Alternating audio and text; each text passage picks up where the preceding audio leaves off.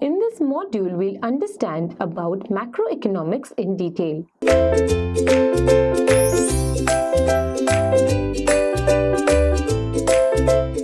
As we spoke about microeconomics, we spoke everything at a very small scale, like an individual firm, like an individual business, or everything that is done by individuals at a very smaller scale. Like one person is involved, maybe there are people involved in working in this organization, but it is not a very large scale business that is done, or involving the world economy, Indian economy at that large.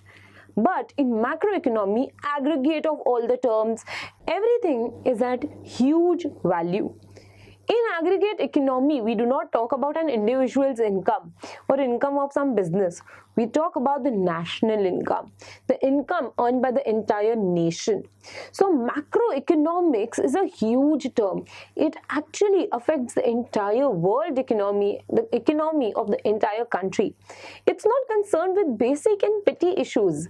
It is a larger picture of the economy. The definition of macroeconomics was given by Kenneth Baldings.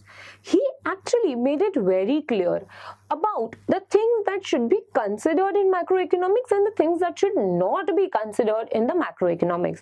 He made a crystal clear point. He said it does not concern with basic incomes of a person. It is concerned with national income.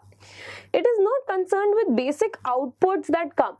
It is concerned with the national output or the things that are done at a national level. So basically, macroeconomics is all about aggregate or the bigger numbers.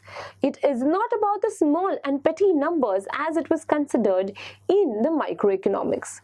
Therefore, we could clearly say that macroeconomics affects the country on a larger scale.